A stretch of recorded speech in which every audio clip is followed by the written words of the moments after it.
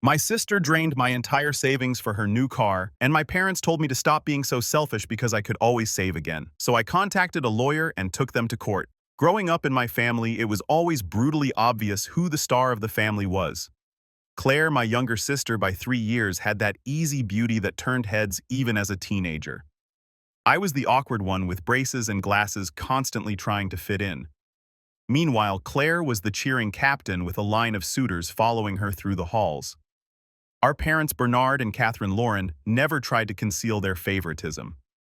When Claire made the honor roll, there were festivities, gifts, and extravagant dinners. When I came home with straight A's, I would get a brief pat on the back and a dismissive, "That's what we expect from you, Isa." My father, a high school football coach, was drawn to Claire's athleticism and vivacious demeanor. My mother, a real estate salesperson, adored showing off her gorgeous daughter during open houses, saying it helped sell houses faster. Early on, I realized that the only way to garner any attention in our house was to be really responsible, so that is who I became. While Claire partied and dated popular boys, I immersed myself in school-joined academic clubs and methodically planned my future. I was not doing it for the praise anymore. I knew it would not come. I was doing it because I understood no one would watch out for me other than myself. During college, the income discrepancy became impossible to overlook. My parents financed Claire's entire tuition at a private institution where she changed majors 3 times before deciding on communications. Me, I attended the state institution on a partial scholarship, working 20 hours per week at the campus bookshop, and took out loans to pay the rest.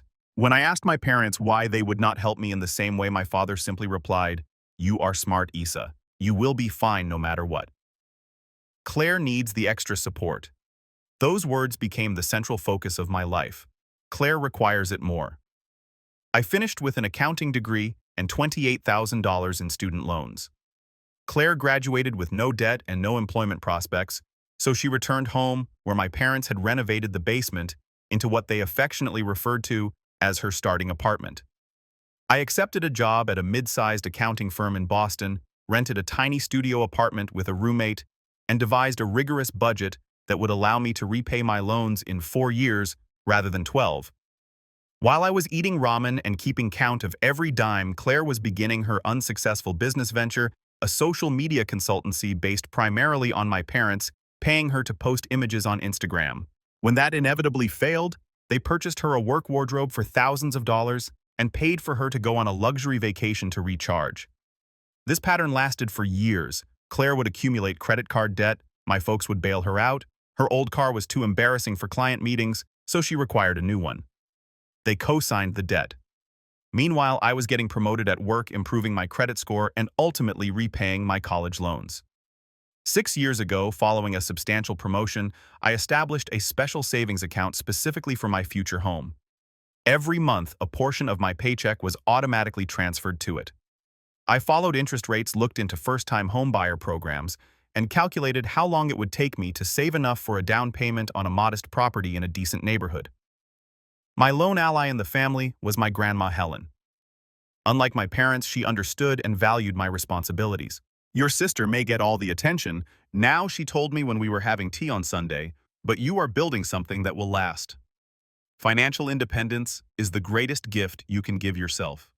She grew up during the Depression and knew the need of self-reliance. Her words became my mantra whenever I felt the want to spend money on something frivolous. Last year, things appeared to be better in my household. Claire had been working at a marketing firm for nearly a year, her longest period of employment ever. My parents even began to recognize my professional achievements, giving a small dinner when I was promoted to senior financial consultant. For the first time in years, I felt as if we were becoming a regular family with all members appreciated equally. That newfound ease, that fragile sense of routine, caused me to lower my guard. I began revealing more about my life, including my joy at finally attaining my savings goal for a house. During a family meal 3 months ago, I mentioned that I was close to saving enough for a down payment and had begun looking at properties. "That is wonderful, honey," my mother remarked, appearing to be overjoyed for me. My father raised his glass in salute, and Claire even requested to see some of the places I was contemplating. I showed them images of a modest three-bedroom home in a peaceful neighborly neighborhood and explained my plans to gradually restore the old kitchen. They were all encouraging, making recommendations, and expressing delight. For once, I felt truly noticed and valued by my family. That moment of intimacy made what followed all the more painful. Last month, I set up an appointment with Monique, a realtor suggested by a coworker.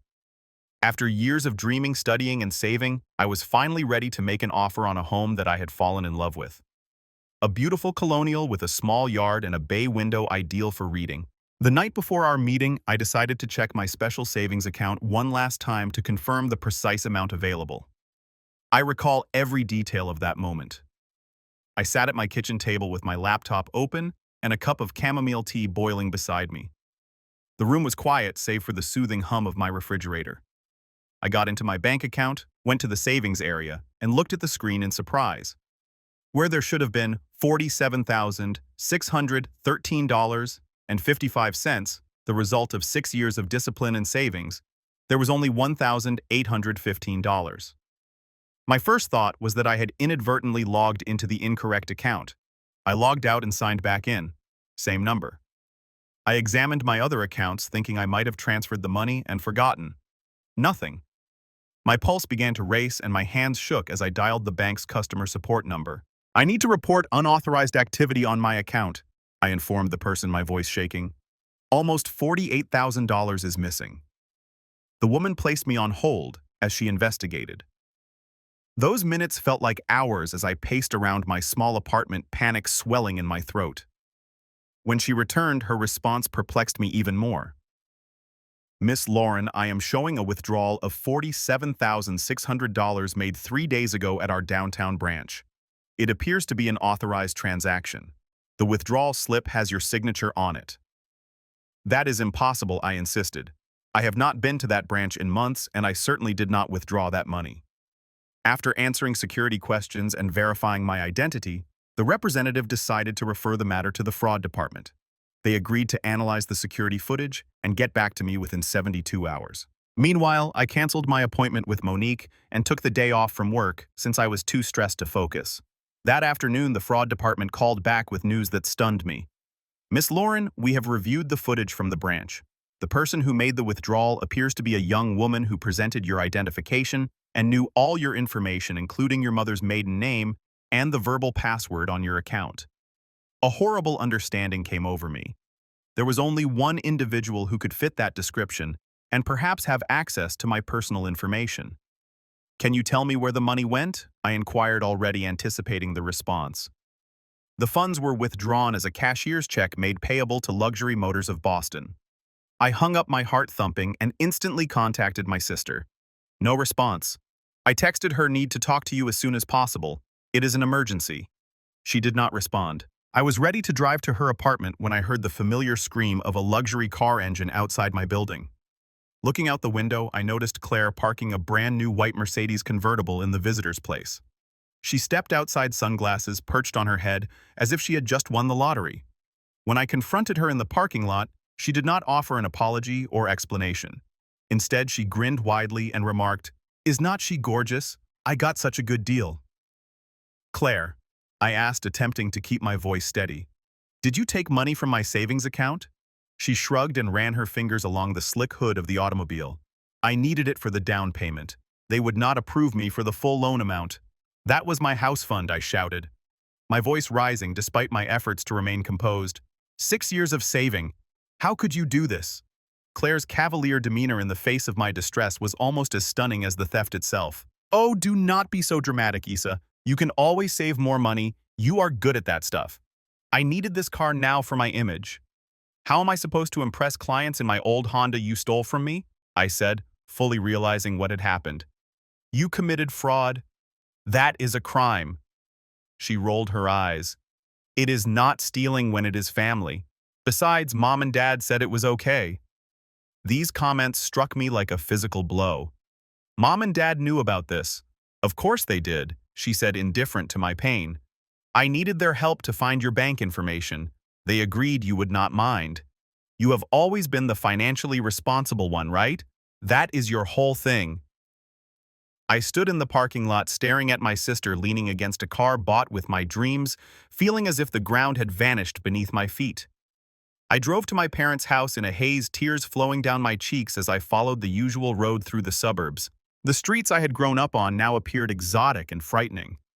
How could they have accomplished this? How could they have helped Claire steal something they knew reflected years of my effort and sacrifice? Our family home, a cozy two-story colonial with blue shutters and a wraparound porch, had always been a source of conflicting emotions for me. Today, as I pulled into the driveway behind my father's Cadillac, I felt like I was headed into an ambush.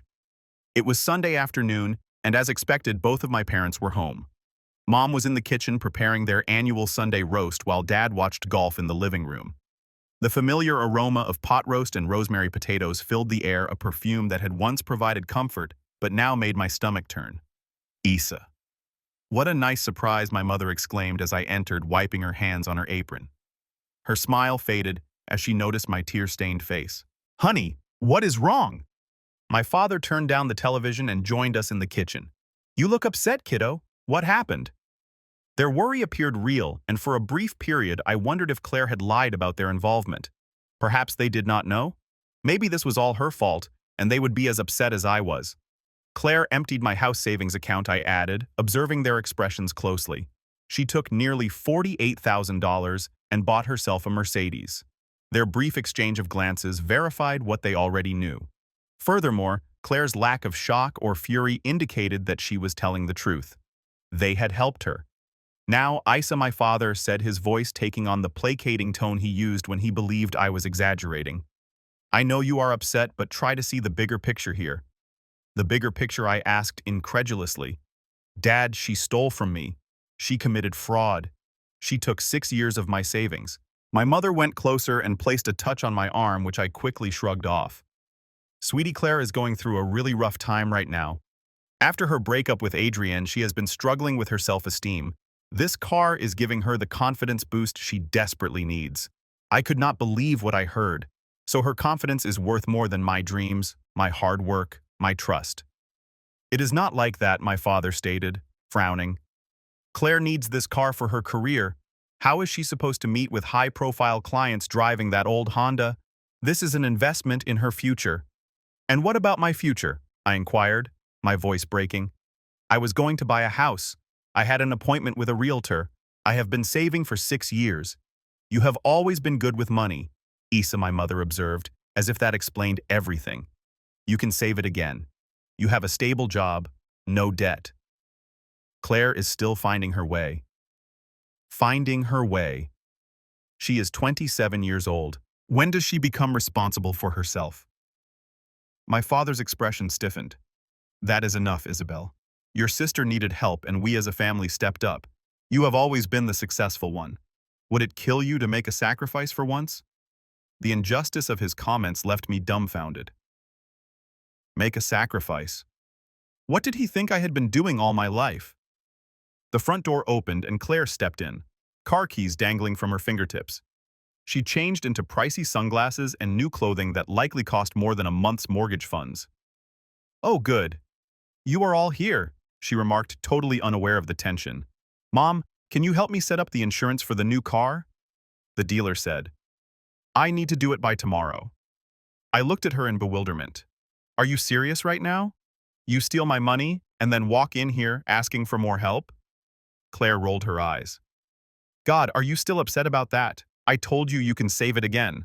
You had no right to take my money, I said, eventually losing my cool. Isabel. Lower your voice, my mother warned. The neighbors will hear you. I do not care who hears me. I want my money back, Claire. All of it. No. Claire chuckled. Well, that is not going to happen. The car is already registered in my name. Besides, Mom and Dad agree. I needed it more than you need some house. I went to my parents hoping against hope that they would correct her and take my side for once. Instead, my father slung his arm around Claire's shoulders protectively. Issa, you are being selfish, he remarked. Family helps family. Your sister needed this and you have the means to recover. Why are you making such a big deal out of it? Because it is theft, I exclaimed.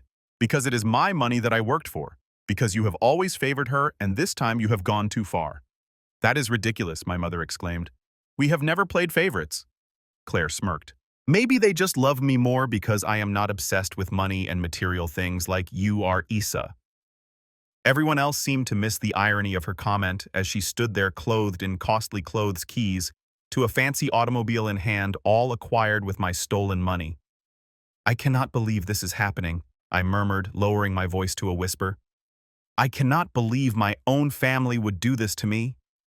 Oh, stop being so dramatic, Claire said. It is just money. Just money. Just 6 years of sacrifices. Just the dream I had been working toward since college. Just my trust and faith in my family shattered beyond repair. I saw the three of them standing there, a united front against me as it had always been, and understood there was nothing else to say. I turned and walked out the door, my mother calling after me, telling me that I was overreacting and that we should talk about it logically. I got in my car and drove away from my childhood home, tears clouding my vision so much that I had to pull over a few blocks away. Sitting in the silence of my automobile, I felt more alone than I had ever been in my life. As I sat in my car trying to breathe through my emotions, I remembered my grandmother Helen sitting with me on her porch swing when I was 17. Despite having greater experience and qualifications, Claire was chosen for a leadership role in the school newspaper instead of me. Family is important, Isabel grandma had remarked, her wrinkled hand resting on mine. But there comes a point when you have to establish boundaries, even with those you love. Some people will take and take until there is nothing left of you if you let them. At 17, I did not really comprehend what she meant. Now at 29, I am witnessing my life savings evaporate into my sister's new automobile with my parents' permission. This was not an isolated instance. This was a trend that had played out throughout my life. When I was 19, my parents pledged to help with my college fees. 3 months before my semester, they apologized and said that they had used the money to pay for Claire's European backpacking vacation so she could discover herself before college. I took out extra debt. When our grandmother died 4 years ago, she bequeathed Claire and me an equal share of her vintage jewelry collection. By the time the divide occurred, Claire had seized all of the precious pieces, leaving me with costume jewelry and sentimental but worthless objects. My parents had overseen the divide and seen nothing wrong with it. Every time I swallowed my pain and rage. Every time I reminded myself that family was more essential than worldly possessions. Every time I had forgiven without hearing an apology. This time, though, things were different. This time they had crossed a line that could not be reversed. I traveled to Prospect Hill Park, my favorite site for viewing the Boston skyline. The vista had always soothed me and helped me think clearly. Today, as I watched the sunset behind the city buildings, I felt a resolve stiffen inside me. My phone vibrated with a text from my best friend Sophie. "Are you okay? You missed our coffee date." With everything that had happened, I had entirely forgotten about our regular Sunday evening meetup. I called her immediately. "Isa, what is going on?" Sophie inquired, her voice filled with anxiety. "It is not like you to no show. Can you meet me at Carlton's coffee shop?" I inquired, my voice still weak.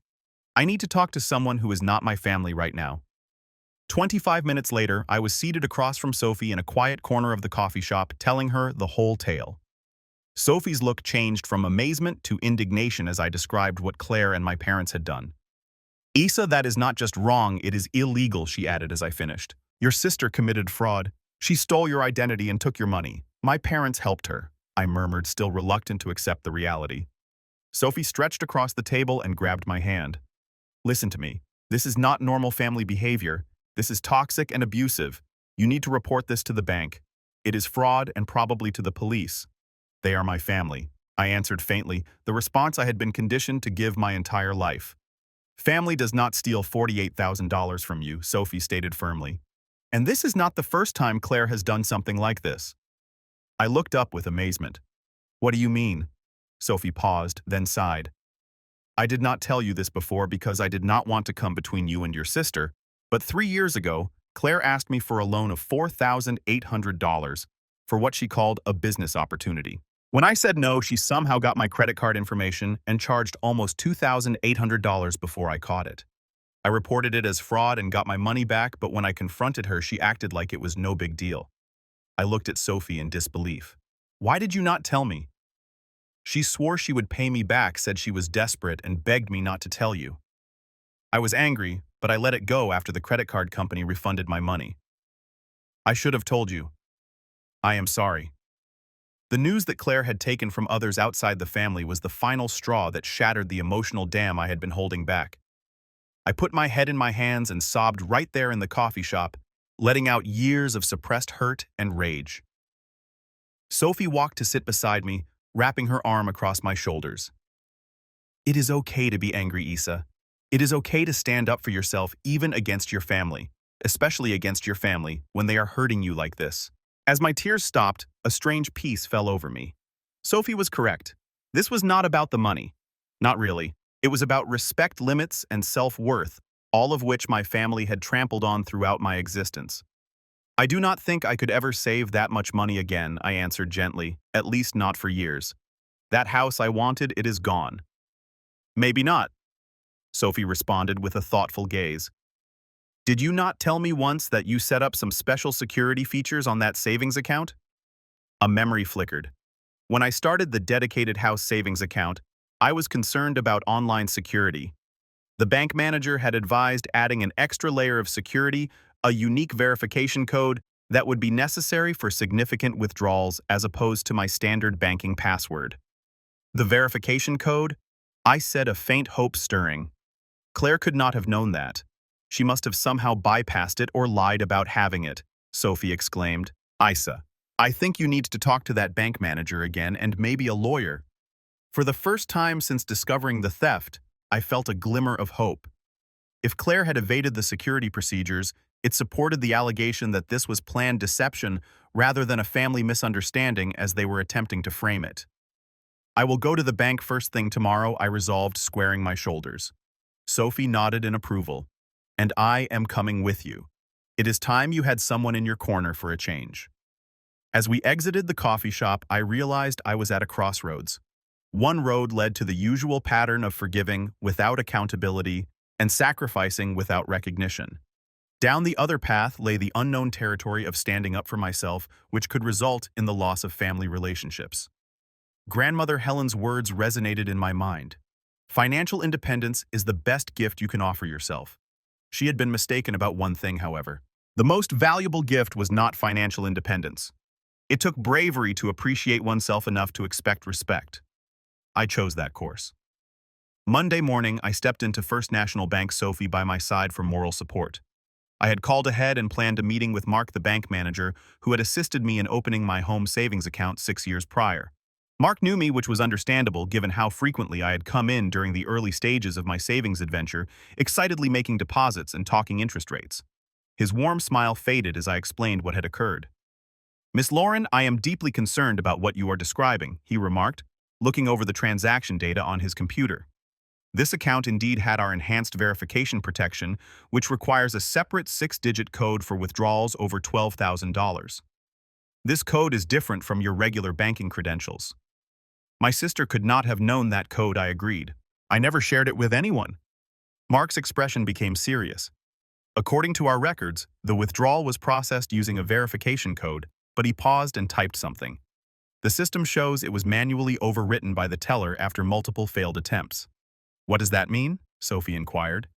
It means, Mark replied slowly, that whoever made this withdrawal likely claimed to be, you failed to provide the correct verification code, but somehow convinced the teller to process the transaction anyway. Is there a video of this? I inquired. Mark nodded. Yes, all transactions are recorded. Our fraud department should have reviewed this already given the size of the withdrawal. He called the security office and spoke in hushed tones. When he finished talking, he returned to me. They are sending over the footage now, Miss Lauron. Given what you have told me, I strongly recommend you speak with our legal department. This appears to be a clear case of identity theft and fraud. 25 minutes later, I was seated in a conference room seeing security footage of my sister at the teller window. Her hair was styled like mine, and she wore spectacles that looked identical to mine. She was plainly trying to be me, displaying my identification and conversing smoothly with the teller. When it came time to provide the verification code, the video showed her looking nervous, repeatedly checking her phone before leaning in to speak quietly to the teller. She is claiming she forgot the code, Mark explained. Based on the teller's report, Your sister said she needed the money urgently for a medical emergency and provided additional identifying information to prove she was you. What kind of identifying information? I inquired, though I already suspected the answer. Your social security number, mother's maiden name, and the address of your apartment. All information your parents would have had access to. The realization made me physically nauseous, and I asked Mark what my options were. You have several, he said. We can freeze any further activity on all your accounts immediately. You can file a formal fraud claim with the bank, which would trigger an investigation, and I strongly recommend this. You should report this to the police as identity theft. Sophie clasped my hand firmly. You should do all three. If I file a police report, I murmured, my sister could face criminal charges. Mark nodded solemnly. Yes, identity theft and bank fraud are serious crimes, but without a police report, recovering your money becomes much more difficult, especially since the funds have already been used to purchase a vehicle. I took a deep breath. I will do it, all of it. Sophie drove me to meet with Adrian, a lawyer who specialized in financial fraud claims, after I had frozen my accounts and filed the necessary documentation with the bank. His office was small but professional, filled with law books and framed diplomas. Based on what you have told me and the bank's initial findings, you have a very strong case, Adrian replied after hearing my account. The bank has a responsibility to ensure proper verification protocols are followed. The fact that the teller overrode the security measures is problematic for them. What about my sister? I inquired, and my parents? Adrian leaned forward, his expression serious. Your sister committed identity theft and bank fraud, both federal offenses. Your parents, if they knowingly assisted her, could be considered accessories. However, proving their involvement might be difficult without explicit evidence. He offered a proposal. Send a formal demand letter to Claire requiring the return of the full amount within 8 days. If she fails to comply, we will proceed with both civil action to recover the funds and work with the district attorney on potential criminal charges. Before we proceed, Adrian said, I want to make sure you understand what this means. Legal action against family members might have long-term ramifications for relationships. Are you ready for that? I reflected on my parents' disdain of my sentiments, Claire's casual stealing of my dreams, and a lifetime of being the responsible one who was expected to sacrifice without complaining. Yes, I answered confidently. I am prepared.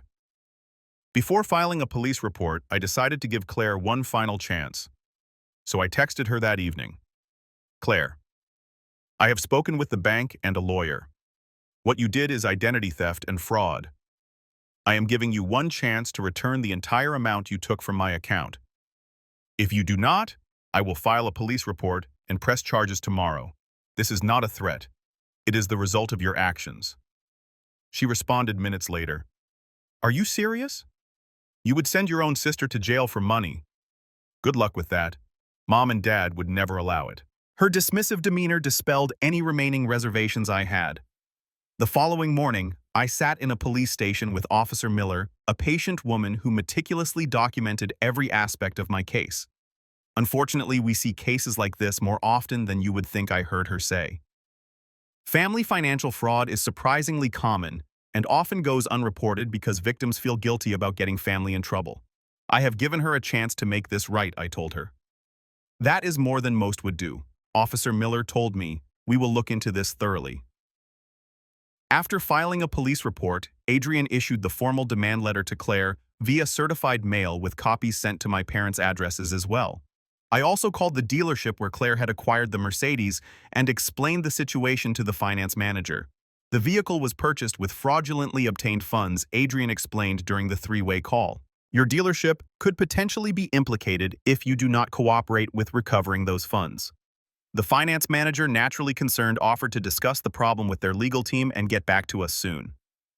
Throughout the process, my phone was inundated with messages and calls from my family. Claire's messages ranged from mocking disbelief that I would go this far for money to tearful pleas about how I was destroying her life. My mother's voicemails alternated between guilt trips and threats, while my father's messages were simply angry, accusing me of being selfish and vindictive. After a while, I stopped reading them and handed my phone to Sophie, who sifted out the crucial information from the torrent of familial manipulation. The emotional toll was enormous. Despite knowing I was doing the right thing, years of conditioning had me question myself. Was I overreacting? Was I being selfish? Should I just let it go to keep the peace? Sophie and my coworker Juliet were my support system, reminding me of the truth when familial gaslighting caused me to question myself. Juliet, who had been through similar family circumstances, connected me to a therapist who specializes in family trauma. What your family did was not just financially abusive, Isabel Dr. Schneider explained during our session. It was the culmination of a lifetime of emotional manipulation and scapegoating. Your reaction is not solely about the money. It is about eventually saying enough with the whole dynamic. 4 days after the certified letters were delivered, the dealership called, and after consulting with their legal department, they decided to fully cooperate with the investigation. They provided documentation proving that Claire used a cashier's check from my bank to make a down payment of $47,600 on the Mercedes, financing the rest. That same day, the bank's fraud investigation decided that required verification standards had not been followed, and they accepted responsibility and agreed to return the full amount to a new account. While the case against Claire was pending, it felt like a ray of sunshine in a very dark tunnel. The bank's decision to restore my funds was a major victory, but it was only the beginning of the consequences of my decision to stand up for myself. Claire was served with legal papers at her workplace, which I had not specified, but that the process server thought was appropriate, given her refusal to give her home address. She called me shouting as soon as the server departed, her voice so harsh that I had to keep the phone away from my ear. How could you humiliate me like this in front of my entire office? Everyone saw. I could get fired. You committed fraud, Claire, I said quietly. These are the consequences of your actions. It is family money, she cried. You are being silly. No, I earned and saved my own money, and now you have an opportunity to fix this before it becomes worse. She hung up on me. Minutes later, my mother called. Isabel Catherine Lauron. She started using my full name as she always did when she was angry. I have never been more disappointed in you. Your sister is completely devastated. How could you send someone to her work? Do you know what you have done to this family? I did not choose where they served her mom, and I understand exactly what I am doing. I am finally sticking up for myself after years of being taken advantage of. That is the most selfish statement I have ever heard. Family helps family. Isabel, your sister made a mistake, but why go to such lengths over money involving attorneys and police? What will they think? I do not care what others think anymore. I care about what is right. My father's call was even worse. Unlike Mom and Claire, he did not yell, but instead spoke in a cold and cutting tone. You have always been jealous of your sister, he remarked. But I never believed you would go so low as to hurt her. If you go through with this, you are no longer welcome in our family. His remarks hurt more than I wanted to acknowledge, but I stood firm. I am sorry you are feeling that way, Dad. I love you, but I will not let anyone steal from me, not even my family. My Aunt Marianne, my mother's sister, called to lecture me on forgiveness and family devotion, while my Uncle Henrik, my father's brother, astonished me with his support. Your parents have always let Claire get away with murder, he grumbled. About time someone held her accountable. The legal pressure, along with the dealership's cooperation, ultimately drove Claire to act. 3 weeks after I filed the police report, she was required to return to the dealership to sign paperwork to return the car, which had to be supervised by a police officer due to the fraud investigation. I was not required to be there, but Adrian suggested that my presence might help ensure everything went as planned. So I waited silently in the dealership's office, while Claire, who looked nothing like the confident woman who had flaunted her new automobile in my face, solemnly signed the forms. She looked up at me, once her eyes red with tears. Are you happy now? She inquired. You have damaged everything. This was your choice, Claire, I said quietly. You could have asked for a loan. You could have been honest. Instead, you stole from me. It was not theft, she said, her voice shaking. It was just a misunderstanding. I was going to repay you eventually. With what money? I inquired. You have never held a job for more than a year. You have never saved more than $1,200 at once. How are you going to repay $48,000? She had no response to that. As Claire left with our parents who had come to pick her up, my mother could not resist one more dig. I hope you are satisfied, Isabel. Your sister has nothing because of you. My mother's remarks echoed as I watched them drive away in my father's Cadillac Clare in the back seat, like a child being picked up from school. Your sister has nothing because of you. No, I thought. Claire has nothing because of her own decisions, and she still has more than most parents who would drop everything to save her, defend her, even when she was clearly wrong, provide her with a place to live, and financially support her without hesitation. What did I have? A restored bank account, certainly, but also a family that might never speak to me again. That notion weighed heavily on me as I drove home alone. Had I made the correct decision? Would the schism in my family ever heal? My phone rang as I arrived at my apartment complex. It was a number I did not recognize, and I answered hesitantly. Isabel, this is Grandma Helen's friend Monique. I hope you do not mind my call. Your granny gave me your number years ago in case of an emergency. Is everything all right? I inquired, immediately alarmed. Yes, dear, but I learned about what was going on through the family grapevine. Helen would have been proud of you. I sat in my car stunned. She would have. Oh, absolutely. She had similar troubles with her own sister back in the day. Her sister once grabbed their father's savings bonds, which were supposed to be split between them. Helen was the only person who stood up to her. The family was unhappy with her at the time, but years later they all agreed she was correct. My eyes welled up with tears. I did not know that. She never liked to talk about it. But she once told me that standing up to her sister was the most difficult and rewarding thing she had ever done. It transformed their entire relationship for the better. That conversation became a lifeline. During the difficult weeks that followed, my parents continued their freeze-out, refusing to communicate with me via messages or phone calls. Extended family gatherings were unpleasant occasions with people selecting sides and whispering when I entered a room. Claire, confronted with the bank's evidence and the threat of criminal prosecution, eventually signed a settlement agreement to repay the additional costs I had incurred. Legal fees, lost interest, and emotional distress compensation Adrian had insisted on including. She would make payments over 6 years, secured by a formal judgment that would affect her credit if she defaulted. The hardest moment occurred when I received a message from my mother. We are having Thanksgiving dinner at 4:00 p.m., and Claire will be there. If you are still insisting on this silly lawsuit, please do not come. We want a calm holiday. Despite the fact that it was the first significant family holiday I had ever missed, the exclusion hurt terribly. Sophie invited me to her family's Thanksgiving celebration instead. My mom already loves you from all my stories, she said, and my brother is dying to meet the badass who stood up to her embezzling sister.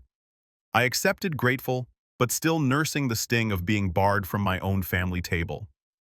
8 months passed and spring arrived, bringing not only fresh flowers but also new beginnings in my life. I stood in the kitchen of my new home, which was not the initial property I had planned to buy, but one I had discovered and fallen in love with during my resumed house search. It was smaller than my original dream home, a 2-bedroom bungalow with a little backyard, but it was mine. The bank settlement had restored my full funds, and Claire's restitution payments had left me with enough for the down payment and closing costs. As I unpacked dishes into my cabinets, I mused on how much had changed since that fateful day when I found my money was gone. Claire's most surprising adjustment had been the consequence of her actions, nearly facing criminal charges, losing her job when the news spread around her office, and having to move back in with our parents, which had pushed her to confront her conduct in ways that nothing else had. 3 months after returning the car, she contacted me to ask if we might meet, and I proposed a public spot, still skeptical of her motives. We sat in a coffee shop, an awkward stillness between us until she eventually spoke. I have been taking these money management seminars, she continued, peering into her coffee. It is part of the settlement agreement, but they really help. I had no idea how flawed my financial thinking was. I remained silent, waiting for her to continue. The counselor says I have been using spending as a way to feel better about myself, and that I have been enabled by mom and dad my whole life. She looked up at me, possibly for the first time, and admitted that she had been unfair to me. It was not exactly an apology, but it was the most self-awareness I had ever heard from her. I am working in a call center now, she explained. It is not glamorous, but it is consistent. I have a roommate, and I am sticking to a budget for the first time ever. By our second meeting, she had finally made a real apology. I am sorry, Issa. What I did was incorrect, really wrong.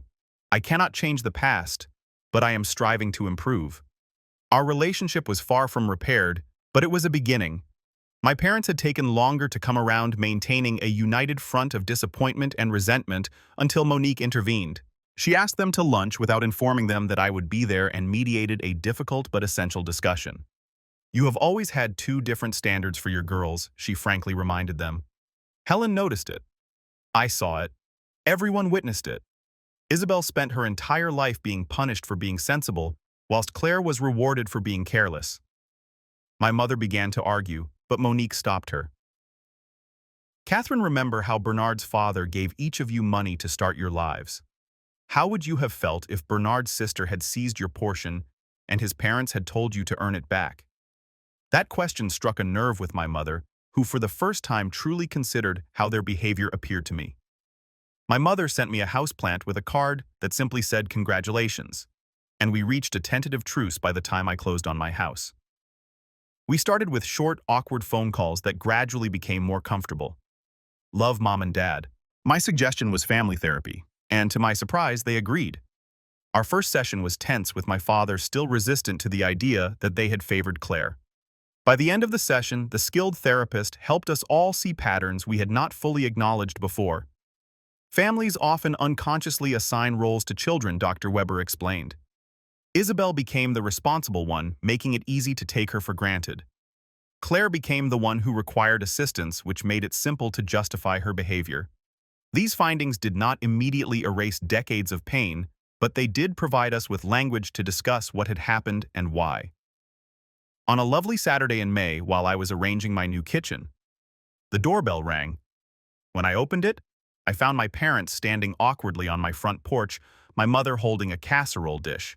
"We brought lunch," she added tentatively, "if that is okay." I paused slightly before stepping aside to let them in. "I was just unpacking the kitchen. It is a mess.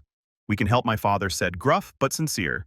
As we worked together unpacking boxes, our conversation was guarded but not frigid. They complimented. The house inquired about my new neighborhood and even acknowledged Claire's minor advancement at work. "She is still going to those financial classes," my mom told me. "She says they are changing how she thinks about everything." "That is good," I said, meaning it. After lunch, as we sat on folding chairs in my half-finished living room, my father cleared his throat.